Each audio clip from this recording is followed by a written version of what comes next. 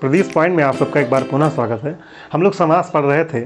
समास के अंतर्गत हम लोगों ने पढ़ा था समास का परिचय कि समास है क्या, और उसके अलावा हम लोग पढ़ चुके थे समास के प्रकार, पूर्व पद क्या है, उत्तर पद क्या है, समासिक पद क्या है, समास विग्रह क्या है, ये सारी चीज़ें हम लोग इंट्रोडक्शन था वो, और समास के प्रकार उसमें चर्चा किया गया था कि किन आधारों पर समास को बांटा गया है, तो वो हम लोग पढ़ चुके थे। उसमें से पहला प्रकार था अव्ययी भाव। तो आइए बिना समय गंवाए हम लोग अव्ययी भाव समास पढ़ना शुरू करते हैं।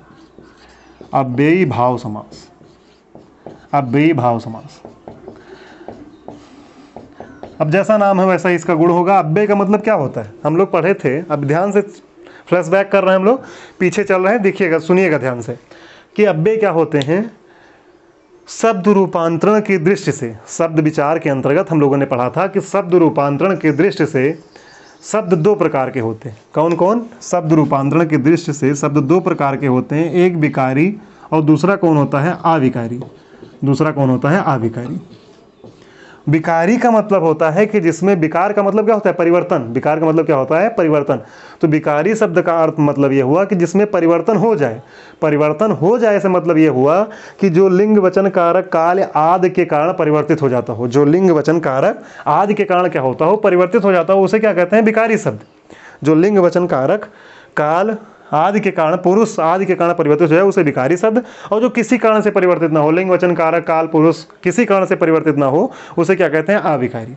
अविकारी का मतलब जिसमें परिवर्तन हो ही ना, विकारी का मतलब जिसमें परिवर्तन हो जाए। जैसे एग्जाम्पल समझिए आप, हम कहें राम जा रहा है, तो जा रहा है क्रिया है कि नहीं, और जा रहा है किसके अनुसार है? राम के अनुसार। जैसे ही हमने लिंग परिवर्तित किया, राम की जगह सीता रख दिया, सीता जा रही है, क्या हो गया? जा रही, अर्थात क्रिया में परिवर्तन हो गया। किसके कारण हुआ? लिंग के कारण। पुल्लिंग और स्त्रीलिंग दो प्रकार के लिंग होते हैं। किसमें? ये भी हम पढ़ेंगे। जैसे पुल्लिंग और स्त्रीलिंग दो ही, चाहे वो जड़ हो और चाहे चेतन हो, मतलब चाहे जीव हो चाहे निर्जीव हो, दो ही प्रकार के लिंग होंगे। कौन कौन? स्त्रीलिंग और पुल्लिंग। जैसे पंखा का या तो पुल्लिंग होगा या क्या होगा? स्त्रीलिंग होगा। हम आगे पढ़ेंगे। ये जो बोर्ड है या तो पुल्लिंग होगा या स्त्रीलिंग होगा। ये मार्कर भी क्या होगा? तो सजीव चीज़ों में तो हम लिंग पहचानना आसान होता है, हम लोग बता देते हैं पुल्लिंग है स्त्रीलिंग, लेकिन निर्जीव चीज़ों का लिंग कैसे निर्धारण करें हम लोग देखेंगे। शब्द प्रयोग के आधार पर, वाक्य प्रयोग के आधार पर सामान्यतः हम लोग लिंग निर्धारण करते हैं निर्जीव चीज़ों का। जैसे मार्कर है, तो मार्कर टूट गया कि मार्कर टूट गई? तो मार्कर टूट गया। मार्कर चल रहा है कि मार्कर चल रही है? तो मार्कर चल रहा है। हमें खुद लग जाएगा, इतना हिंदी हम लोग पढ़े हुए हैं कि हमें खुद लग जाएगा कि कौन सा मतलब इसमें पुल्लिंग है कि स्त्रीलिंग। जैसे पंखा है, पंखा, तो पंखा चल रहा है कि पंखा चल रही है? तो पंखा क्या होगा? चल रहा है। तो इसीलिए इसी तरह से क्या हो जाएगा? पुल्लिंग हो जाए। इस तरह से हम लोग पढ़ेंगे जब, तब देखेंगे उसको। तो विकारी शब्द क्या होगा? वह सब जिनमें परिवर्तन, तो जैसे क्या हो गया? संज्ञा हो गया। नदी का क्या हो जाता है? नदियाँ हो जाता है, वचन के अनुसार परिवर्तित हो जाते हैं। संज्ञा हो गया। सर्वनाम हो गया, ये पुरुष के अनुसार परिवर्तित हो जाता है सर्वनाम। जैसे मैं कह रहा हूँ, फिर उसके बाद में तुम बोल रहे हैं उसी को, फिर वह बोल रहे हैं, वह का बहुवचन क्या हो जाएगा? वह हो जाएंगे। सर्वनाम हो गया, क्रिया हो गया, क्रिया और विशेषण, ये सब हम पढ़ेंगे भी। संज्ञा सर्वनाम क्रिया विशेषण, ये हमें पढ़ना भी है खूब ध्यान से। विशेषण क्या हो जाता है? जो संज्ञा सर्वनाम की विशेषता बताते हैं उन्हें क्या कहते हैं? विशेषण। जैसे समझिए आप, कोई संज्ञा शब्द है, कोई संज्ञा शब्द है और उसकी जो विशेषता बता रहा है वही क्या है? संज्ञा सर्वनाम की, वही क्या है? विशेषण। जैसे राम अच्छा लड़का है, तो अच्छा बता रहा है। अब जैसे ही लिंग परिवर्तन किया हमने, सीता अच्छी लड़की, तो अच्छा का क्या हो गया? अच्छी हो गया। किसी भी कारण से अगर उस शब्द में परिवर्तन हो रहा है तो क्या हो जाएगा? विशेषण। वो क्या हो जाएगा? विकारी शब्द। अविकारी शब्द कौन कौन होते हैं? पहला तो है क्रिया विशेषण। क्रिया विशेषण मतलब जो क्रिया की विशेषता बताता है उसे क्या कहते हैं? क्रिया विशेषण। उसके बाद में संबंध बोधक, ये सब पढ़ेंगे हम लोग। संबंध बोधक, पहले मेजर चीज़ों को कवर कर रहे हैं। छोटी छोटी चीज़ें हैं लेकिन हैं बड़ी इंपॉर्टेंट, और लोग इसको पढ़ते पढ़ाते नहीं है, ना तो ऑफलाइन क्लास में ना ऑनलाइन क्लास में। तो ध्यान से इसको देखिएगा और नोट करते रहिएगा। हम इसको एक एक टॉपिक कवर करवाएंगे। क्रिया विशेषण, संबंध बोधक, समुच्चय बोधक, समुच्चय बोधक, ये सब क्या है? सब ये कैसे हैं? अविकारी, मतलब इसमें विकार उत्पन्न नहीं होगा। समुच्चय बोधक, समुच्चय बोधक हो जाएगा, समुच्चय बोधक। फिर उसके बाद में संबंध बोधक, समुच्चय बोधक, और उसमें फिर एक है विस्मयादि बोधक। विस्मया, जैसे विस्मयादि बोधक क्या हुआ कि विस्मय पैदा हो, आश्चर्य पैदा हो, विस्मयादि बोधक। जैसे मान लीजिए हम लोग कह रहे हैं ओ, ओ, ओ करने के बाद हम लोग कोई दुख व्यक्त कर रहे हैं। मान लीजिए कोई नाम है, थॉमस मर गया, ओह थॉमस मर गया। अब हम इसको पुल्लिंग के साथ भी कह रहे हैं वो। अब मान लीजिए उसी का हमने कोई स्त्रीलिंग, जैसे किरण है मान लीजिए, अन्यथा न लीजिएगा किसी का नाम हो तो। जैसे ओह किरण मर गई, ओह किरण का एक्सीडेंट हो गया। तो अब यहाँ पर ओह में परिवर्तन हुआ, ओह में परिवर्तन नहीं हुआ, ओह क्या रह गया, ओह ही रह गया, इसलिए क्या हो गया, वो अविकारी शब्द। अर्थात जिसमें लिंग वचन कारक पुरुष आदि किसी भी कारण से परिवर्तन उत्पन्न ना हो वो कैसे शब्द होंगे, अविकारी शब्द होगा। कैसे शब्द होंगे, अविकारी। समझिएगा। अव्यय याद कैसे रखेंगे आप, मान लीजिए आप अब अविकारी शब्दों को ही क्या कहते हैं, अव्यय कहते हैं। क्या कहते हैं, अव्यय। अविकारी शब्दों को ही क्या कहते हैं, अव्यय कहते हैं। अब इसको समझिएगा कि अविकारी शब्द को ही क्या कहता है, अव्यय। व्यय का मतलब क्या होता है, व्यय का मतलब होता है खर्च, व्यय का मतलब क्या होता है, खर्च। और उसी से क्या बना, अव्यय। अव्यय मतलब जिसका खर्च ना हो। जैसे हम आपको 100 रुपये का नोट दिए कि जाइए मार्केट घूम कर आइए, और आप मार्केट गए और लॉकडाउन की वजह से सब कुछ बंद था, तो आप क्या करेंगे, 100 रुपये की नोट आपकी टूटेगी, आप इधर उधर घूमेंगे, 100 का 100 लेकर चले आएंगे। अर्थात वो व्यय नहीं हो सका, क्या है, अव्यय है वो, व्यय नहीं, अर्थात व्यय नहीं हो सका, अर्थात उसका रूप परिवर्तित नहीं हुआ। अगर कुछ खर्च कर लेते 10 रुपये तो आपके पास 10-10 ठो आ जाता, 9 ठो नोट, या 50 का एक आता, 4 ठो नोट का आ जा, 10-10 का आ जाता, लेकिन उसका रूप परिवर्तित हो जाता तब। लेकिन ऐसे क्या हुआ, 100 का रूप परिवर्तित नहीं हुआ था। जैसे वो जिस तरह की नोट थी, जिस रंग की नोट थी, वही उसी रंग की नोट उसी तरह से गांधी जी चश्मा लगाए हुए आपके पास वापस चले आए। बात समझे। तो जिसका रूप परिवर्तित ना हो वह क्या होते हैं, अव्यय। किसी भी कारण से जिनका रूप परिवर्तित ना हो। अब हम लोग और डिटेल करेंगे, इसे परेशान मत होइएगा। लिंग वचन कारक पुरुष काल आदि के कारण जिनका रूप परिवर्तित ना हो वो क्या हो जाएंगे, अविकारी शब्द हो जाएंगे। और जिनका रूप परिवर्तित हो क्या हो जाएंगे, विकारी शब्द। या ये कहें किसी भी कारण से जिनका रूप परिवर्तित हो जाए विकारी, किसी भी कारण से जिनका रूप परिवर्तित ना हो वो क्या हो जाएंगे, अविकारी। अब आप समझ गए होंगे कि अव्यय और अविकारी क्या है, दोनों एक ही शब्द है। आप समझिए, थोड़ा लेक्चर ये बड़ा हो जाएगा। अव्यय शब्द क्या हो जाएंगे, ऐसे अव्यय क्या हो गया, अविकारी शब्द हो गया अव्यय, कि जिसके रूप में कभी परिवर्तन ना होता हो। और जब अव्यय किसी के साथ लग जाता है, अब इसको हम डिफिनीशन कर सकते हैं, इसको डिफाइन कर सकते हैं क्या, कि ऐसे शब्द जिसमें प्रथम पद प्रधान होता है, द्वितीय पद गौड़ होता है, वो कौन सा समास होता है, अव्ययी भाव समास। लिखना चाहे तो आप लिख लें वीडियो पॉज करके। ऐसे शब्द जिनमें प्रथम पद प्रधान द्वितीय पद गौड़ होता है वो कैसा समास होता है, अव्ययी भाव समास होता है। बात समझ में आई। और इसमें अव्यय शब्द का प्रयोग किया जाता है। अव्यय शब्द प्रयोग करने के कारण ये संपूर्ण समासिक पद को, जो समास बना, संपूर्ण समासिक पद को, समस्त पद को क्या बना देता है, अव्यय शब्द बना देता है। क्या बना देता है, अव्यय। अव्यय का प्रयोग होने के कारण संपूर्ण समास ही क्या बन जाता है, अव्यय का प्रयोग होने के कारण ही संपूर्ण समास क्या बन जाता है, अव्यय बन जाता है। अब जैसे अब इसमें देखिए पहला क्या होगा, पहले तरीके हम इसको ऐसा कह सकते हैं कि इसमें अव्यय शब्दों का प्रयोग होता है, इसमें अव्यय शब्द का प्रयोग होता है, अव्यय शब्द का प्रयोग होता है। अब जैसे कौन कौन अव्यय शब्द हो जाएंगे, जैसे समझिए आप कि मान लीजिए लिखा हुआ है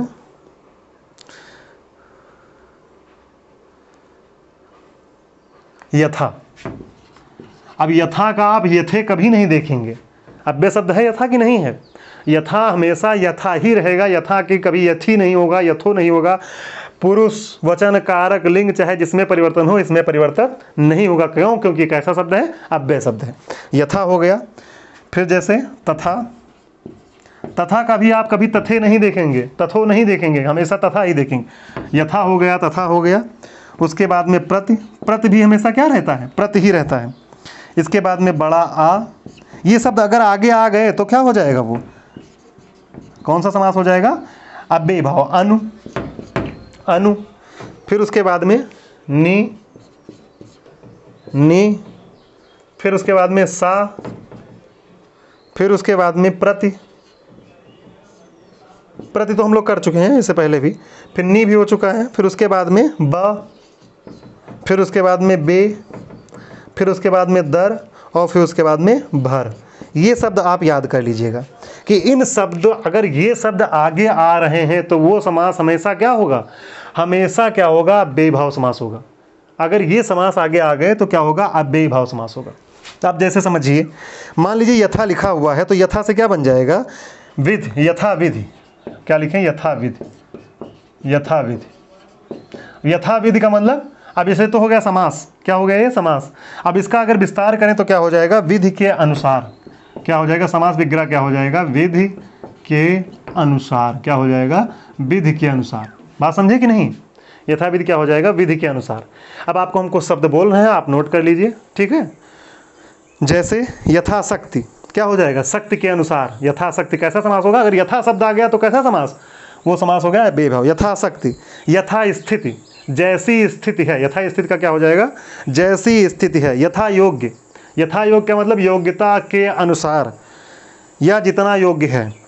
यथामति, यथामति का मतलब जैसी मति है उसके अनुसार। यथा शीघ्र, जितना शीघ्र हो, यथा शीघ्र मतलब जितना शीघ्र हो। यथाक्रम, यथाक्रम का मतलब हो जाएगा क्रम के अनुसार। यथास्थान, यथास्थान का मतलब हो जाएगा जो स्थान निर्धारित है। यथास्थान का मतलब क्या हो जाएगा, जो स्थान निर्धारित है। यथार्थ, यथार्थ मतलब क्या हो जाएगा, जैसा वास्तव में अर्थ है। यथा समय, अर्थात जो समय निर्धारित है, जो समय निर्धारित है। ध्यान से देखते रहिएगा, ये सब आपको स्क्रीन पर दिख भी रहा होगा। क्या हो जाएगा, जो समय निर्धारित है। इसी तरह से यथासाध्य, जितना साधा जा सके। यथासाध्य मतलब जितना अधिक से अधिक साधा जा सके, यथासाध्य। यथोचित, जैसा उचित है वैसा। यथोचित का विग्रह, समास विग्रह क्या हो जाएगा, जैसा उचित है वैसा।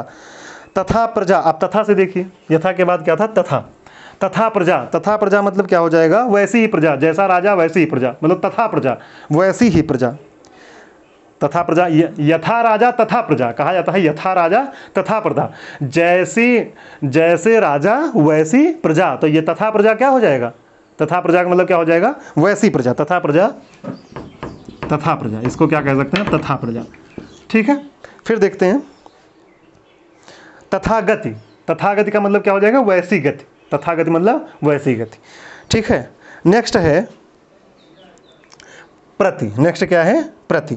आप इसमें जैसे देखें, प्रतिक्षण, प्रतिक्षण का मतलब क्या हो जाएगा, हर क्षण। प्रतिक्षण का मतलब हर क्षण, प्रत्येक क्षण। प्रतिक्षण मतलब प्रत्येक क्षण।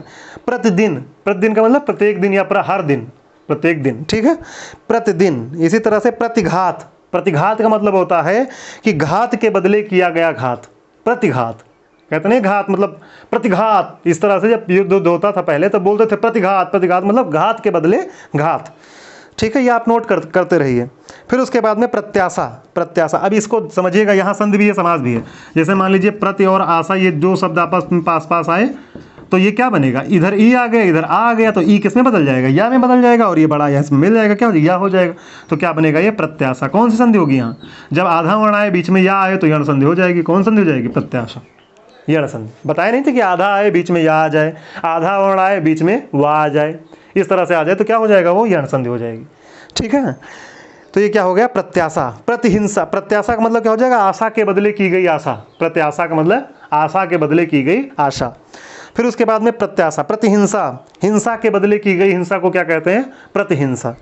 प्रतिबिंब, बिंब का बिंब, प्रतिबिंब मतलब बिंब का बिंब। प्रत्युत्तर, उत्तर के बदले दिया गया उत्तर क्या कहलाएगा, प्रत्युत्तर। प्रतिक्रिया, क्रिया से प्रेरित क्रिया क्या कहलाएगी, प्रतिक्रिया, क्रिया से प्रेरित क्रिया। प्रतिपल, प्रतिपल का मतलब क्या होता है, हर पल। प्रत्येक का मतलब हर एक। तो ये बहुत सारे एग्जाम्पल मैं इसलिए बोल रहा हूँ कि कहीं कोई कन्फ्यूजन ना रह जाए और किताबों को ना आपको खंगालना पड़े कि दो दो ठोसर बता दी हैं और देखें। ठीक है, इसलिए इतना एग्जाम्पल करवा रहे हैं कि आप ध्यान से इसको देख पाएँ। ठीक है, तो और देखें इसमें जैसे प्रतिलिप, लिप के समकक्ष लिप। प्रतिलिप मतलब लिप के समकक्ष लिप क्या हो जाएगा, ये। अब और आगे चलते हैं इसमें, जैसे लिखा हुआ है आजानु। आजानु, आजानु का मतलब होता है घुटने तक, घुटने पर्यंत। पर्यंत मतलब भी तक होता है, पर्यंत का मतलब भी क्या होता है, तक होता है। घुटने पर्यंत या घुटने तक क्या हो जाएगा, घुटने तक। आजानु कहते नहीं, आजान बाहु। बाहु मतलब, आजान बाहु मतलब जिसका हाथ घुटने तक पहुंचता हो उसे क्या कहते हैं, आजान बाहु। क्या बोलते हैं उसे, आजान बाहु। आइए देखते हैं आगे। इसी तरह से और शब्द है आजन्म। इसी तरह से और शब्द है कौन सा, आजन्म। आजन्म का मतलब क्या हो गया, जन्म पर्यंत, पूरा जीवन, आजन्म। इसी तरह से आकंठ, आकंठ का मतलब क्या हो जाएगा, कंठ तक। आकंठ का मतलब कंठ तक। इसी तरह से आपाद मस्तक। इसी तरह से कौन है, आपाद मस्तक। आपाद मस्तक का मतलब क्या हुआ कि पाद से लेकर मस्तक तक। पाद से मतलब पैर से लेकर मस्तक तक, ये। आजीवन, आजीवन का मतलब क्या हो गया, जीवन पर्यंत। इसी तरह से आमरण मतलब मृत्यु तक या मरण तक। इसी तरह से अकारण, बिना कारण के। इसी तरह से आरक्षण, भली भांति रक्षण किया हुआ। आरक्षण का मतलब भली भांति रक्षण किया हुआ। स्क्रीन पर आप देखते रहिए, नोट करते रहिए। इसी तरह से आसमुद्र, आसमुद्र का मतलब समुद्र पर्यंत। ठीक है, आप देखते हैं अनु। अनु अनु का जैसे मान लीजिए है अनुगामी, अनुगामी, ध्यान दीजिएगा आप लोग, यही शब्द आएंगे, लेकिन इसका समास विग्रह भी जानिए। हम लोग करते क्या, हम लोग समास सीख लेते हैं, उसका समास विग्रह कभी नहीं सीखते। तो ये ध्यान दीजिएगा कि इसका समास विग्रह हमें जरूर जानना है, बिना समास विग्रह के बेकार है पढ़ना, ठीक है। और समास विग्रह के आधार पर ही समास का निर्धारण भी होता है, किस तरह से उसका विग्रह कर रहे हो इसी आधार पर उसका निर्धारण भी होगा, ठीक है। क्या हो जाएगा, अनुगामी, बात समझ में आई। फिर इसी तरह से अनुगामी का मतलब पीछे चलने वाला। अनुदान, अनुदान का मतलब दान की तरह दान, अनुदान, अनुदान मतलब दान की तरह दान। अनुकृत, जैसी कृति है वैसी, अनुकृत, अनुकृत मतलब जैसी कृति है वैसी। अनुदिन, दिन पर दिन, अनुदिन मतलब दिन पर दिन। अनुरूप, जैसा रूप है वैसा रूप। फिर उसके बाद में अनुस्मारक, स्मारक की तरह का पत्र, स्मृति दिलाने वाला मतलब अनुस्मारक। अनुसरण, शरण के बाद शरण। अनुकरण, करण के अनुसरण करना, करण मतलब करना के अनुसरण कर, अनुसार करना, करण के अनुसार करना। अनुसंधान, संधान के उपरांत खोज, अनुसंधान मतलब संधान के उपरांत। अनुगुण, गुण के योग्य। अनुसार, जैसा सार है वैसा, ठीक है। अब देखते हैं कौन सा है, अनु हो गया। आप देखते हैं नी, एक और आता है, नी तो लिखे था। जैसे मान लीजिए नी से क्या हो जाएगा, नी से समझते हैं।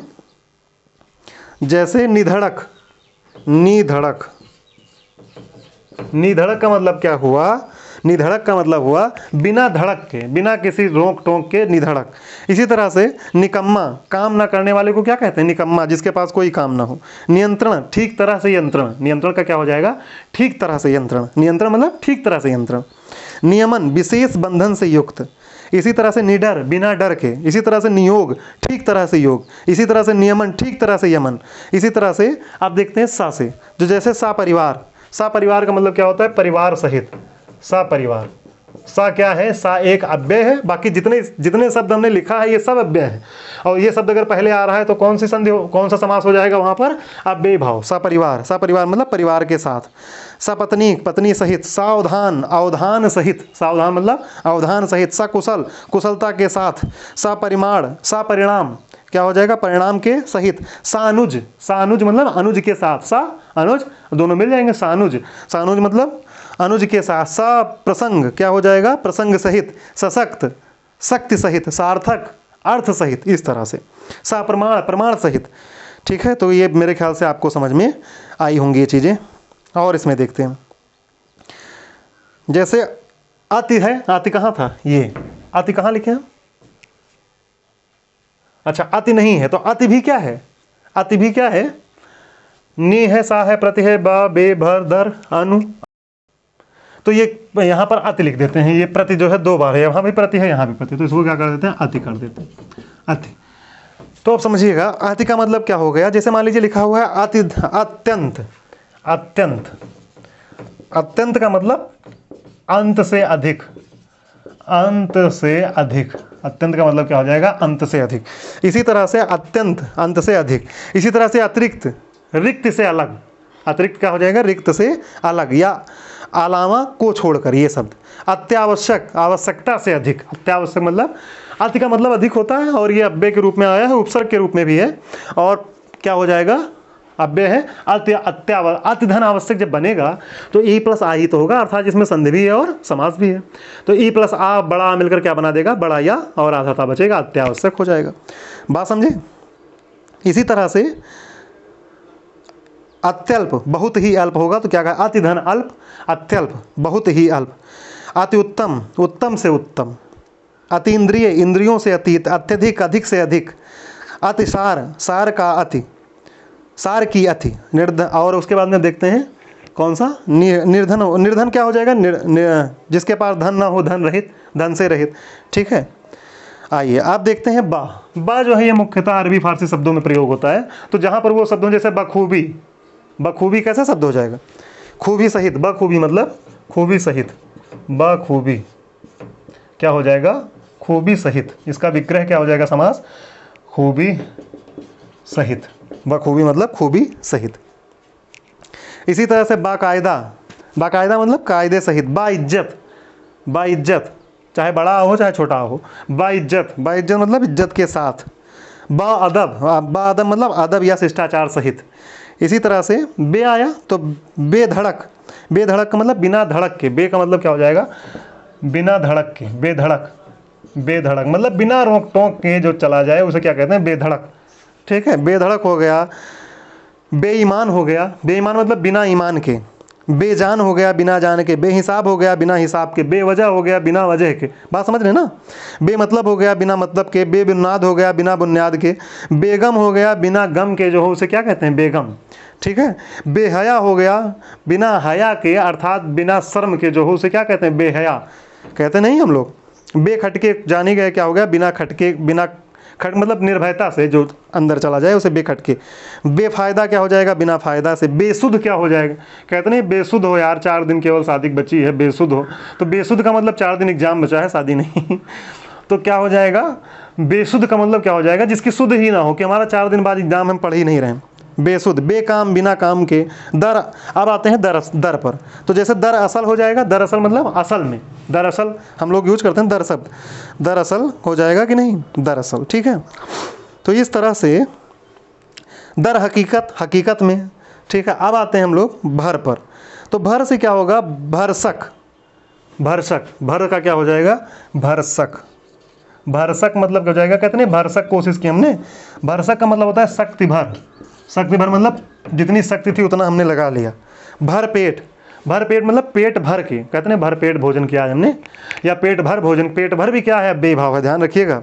नाहक, नाहक का क्या हो जाएगा, बिना हक के। इसी तरह से और 2-1 शब्द आ सकते हैं, ऐसा नहीं है कि ना आए, लेकिन मुख्य रूप से अगर ये शब्द आपको आगे दिख रहे हैं, कौन कौन, फिर से देखिए, यथा तथा प्रति आ अनु नि सा अति बा बे दर भर, अगर ये अव्यय शब्द आपको आगे दिख रहे हैं तो कौन सा समास होगा, वो अव्ययी भाव समास होगा। अब जो 3 तरह से है ये, इसमें अव्यय शब्द का प्रयोग होता है। दूसरा क्या हो जाए, अव्यय शब्द का तो प्रयोग होता ही, दूसरा क्या हो जाएगा कि इसमें हम कुछ शब्द आपको बताएंगे कि वो शब्द बाद में आएगा तो क्या हो, जैसे अनुसार शब्द है, अनुसार से अगर बाद में आ जाएगा तो क्या हो जाएगा, वो अव्ययी भाव समास हो जाएगा। ऐसे ही कुछ शब्द हम आपको बता रहे हैं कि अगर वो शब्द बाद में आया तो क्या हो जाएगा, अव्ययी भाव समास हो जाएगा। इसका आप स्क्रीनशॉट लीजिए, पानी उठाओ।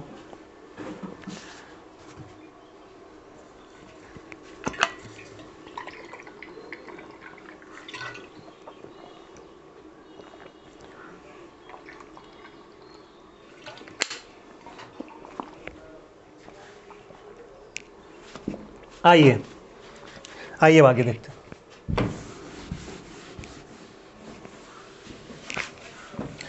पहला हो गया, इसमें अव्यय शब्द का प्रयोग होता है। दूसरा क्या है,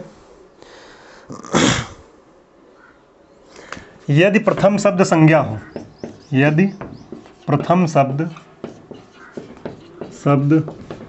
खूब ध्यान से देखिएगा भैया, संज्ञा हो, और द्वितीय शब्द या उत्तर पद, द्वितीय शब्द कहिए या उत्तर पद कहिए, बात क्या है कि उत्तर पद क्या हो, उत्तर पद अनुसार हो। ध्यान से इसको लिखिएगा, अनुसार क्या आ जाए, अनुसार आ जाए, या फिर क्या आ जाए, अर्थ आ जाए, या फिर क्या आ जाए, पूर्वक आ जाए, या फिर क्या आ जाए, भर आ जाए, या फिर क्या आ जाए, पर्यंत आ जाए, या फिर क्या आ जाए, उपरांत आ जाए, या फिर क्या आ जाए, उपरांत आ जाए। तो वो क्या होगा, समस्त पद जो बनेगा इससे वो क्या होगा, अव्ययी भाव समास होगा।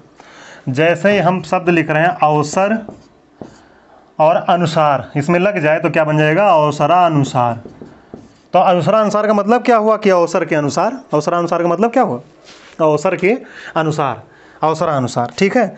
इसी तरह से योग्यता अनुसार, योग्यता प्लस अनुसार बनेगा तो क्या बनेगा, योग्यता अनुसार। योग्यता प्लस अनुसार बन जाएगा तो क्या बन जाएगा, योग्यता अनुसार। बात समझे कि नहीं। अनुसार शब्द अगर पीछे लग गया और संज्ञा शब्द आगे लग गया तो कैसा होगा, वो कौन सा कैसा बन जाएगा, अव्ययी भाव समास। फिर देखते हैं इसमें क्रमानुसार, क्रमानुसार, क्रम और अनुसार मिलकर दीर्घ संधि के उदाहरण भी तो होंगे। क्रम और अनुसार, माँ में आ है और बड़ा उधर आ रहा तो क्या हो जाएगा, क्रमानुसार। इसी तरह से निर्देशानुसार, निर्देश के अनुसार। इसी तरह से इच्छा अनुसार, इच्छा के अनुसार। इसी तरह से कथनानुसार, कथन के अनुसार। ठीक है। श्रद्धा अनुसार मतलब श्रद्धा के अनुसार। अब इस देखते हैं कौन सा है, अर्थ, अर्थ, अर्थ। तो जैसे मान लीजिए हम लिख रहे हैं दान प्लस अर्थ, अब ये संधि भी हो रही है, इसमें समास है, क्या हो जाएगा, दानार्थ। क्या बनेगा, दानार्थ। दानार्थ का मतलब क्या हो जाएगा, दान के लिए, दानार्थ कहते हैं, दानार्थ हमने रखा हुआ है ये भोजन, तो दानार्थ मतलब दान के लिए, अर्थ आ गया ना लास्ट में, और दान पहले आ गया, संज्ञा शब्द है दान। फिर उसके बाद में हितार्थ, हित के लिए, हितार्थ, हितार्थ क्या हो जाएगा, हित के लिए, हितार्थ, इस तरह से हितार्थ, हित के लिए। गमनार्थ, गमन के लिए। भोजनार्थ, भोजन के लिए, ठीक है। फिर उसके बाद में कौन सा शब्द है, पूर्वक, तो जैसे कुशलता पूर्वक, कुशलता के साथ, इसी तरह से विवेक पूर्वक, विवेक के साथ, इसी तरह से प्रयत्न पूर्वक, प्रयत्न के साथ। आप कौन सा शब्द है, पूर्वक के बाद भर, तो भर आप देख भी चुके हैं, जैसे पेट भर, तो पेट भर क्या हो गया, दिन भर, पेट भर, दिन भर, ये शब्द क्या हो जाएंगे, जीवन भर, ये सब क्या हो जाएंगे, जीवन भर मतलब पूरा, भर का मतलब ही होगा पूरा, तो पूरा मतलब क्या हो गया, जैसे दिन भर बोल रहे हैं तो पूरे दिन, यही तो मतलब हुआ, कंप्लीट डे, तो ये क्या हो जाएंगे, अव्ययी भाव समास। अब उसके बाद में पर्यंत आया है, तो जैसे जीवन पर्यंत, ठीक है, ये हो जाएगा। प्रयत्न पूर्वक, जीवन पर्यंत हो गया, और पूर्वक तो अभी नहीं बोल, पूर्वक, पूर्वक तो हो चुका ना, जीवन पूर्वक। और फिर उसके बाद में अगर पर्यंत बोल रहे हैं तो क्या हो जाएगा, मृत्यु पर्यंत। इसके अलावा मृत्यु पर्यंत मतलब पूरे जीवन तक, इसका एग्जाम्पल पहले भी हम कर चुके हैं, मृत्यु पर्यंत। अब उसके बाद में देखें, जैसे कौन सा शब्द है, उपरांत, तो जैसे सेवो उपरांत, सेवाधन उपरांत अगर हम लिखेंगे तो ओ आ जाएगा कि नहीं, तो क्या बन जाएगा, सेवो उपरांत, क्या बनेगा, सेवो उपरांत। सेवो उपरांत का मतलब क्या हो जाएगा, सेवा के उपरांत, मरणोपरांत, मरण के उपरांत, विवाहोपरांत, विवाहोपरांत मतलब विवाह के उपरांत। तो इस तरह से ये सब शब्द हुए, और इसको आप नोट जरूर करिएगा, जितने भी शब्द हमने बोला है वो नोट करिएगा। एक बार अगर आप समास का नोट्स बना लिए, फिर कहीं इधर उधर पढ़ने की जरूरत नहीं पड़ेगी, भटकने की जरूरत नहीं पड़ेगी, अन्यथा आप आजीवन ऐसे ही कंफ्यूज रहेंगे। कम पढ़िए, अच्छा पढ़िए, ठीक है, कम नहीं पढ़ रहे हैं, बहुत है इतना, मोर देन सफिशिएंट है। एक और होता है, आइए देखते हैं। एक तो ये हो गया कि इतने इतने शब्द आ रहे हैं, तो अब दूसरा क्या है कि मतलब इसका कौन कौन आ जाए, इसमें जो शब्द है कौन कौन आ जाए, अनुसार आ जाए, अर्थ आ जाए, पूर्वक आ जाए, भर आ जाए, पर्यंत आ जाए, उपरांत आ जाए बाद में, और प्रथम पद संज्ञा हो तो क्या बन जाता है, अव्ययी भाव समास। दूसरा क्या है, दूसरा है किसको हम लोग कहते हैं, पुनरुक्तवाचक शब्द। कौन सा, कैसा शब्द, पुनरुक्ति वाचक शब्द।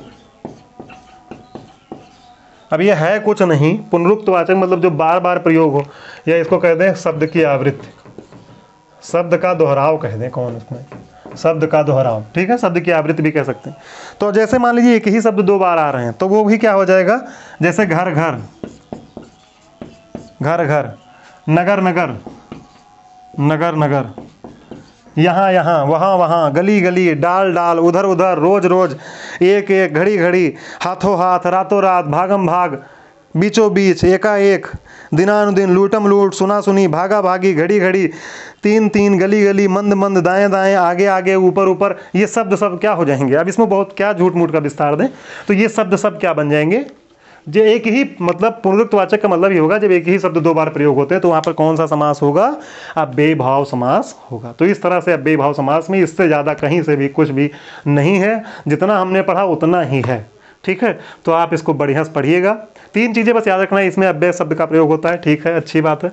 ये प्रथम शब्द क्या हो, अनुसार हो, पूर्वक हो, उपरांत हो, ठीक है, आदि शब्द हो तो क्या हो जाएगा, हमने लिखाया है कौन कौन शब्द है, तो वो क्या हो जाएगा, संज्ञा हो प्रथम पद, और द्वितीय पद हो, द्वितीय पद होना चाहिए, ध्यान रखना इसको। पुनरुक्तवाचक शब्द आ रहे हैं तो क्या होगा, तीन चीज़ें हैं। लेक्चर बड़ा है थोड़ा सा, लेकिन इससे मतलब कंप्लीट है, फिर आपको पढ़ने की जरूरत नहीं पड़ेगी। तो ठीक है, मिलते हैं नेक्स्ट लेक्चर में, तब हम पढ़ते हैं वहाँ पर तत्पुरुष समास। तब तक के लिए नमस्कार।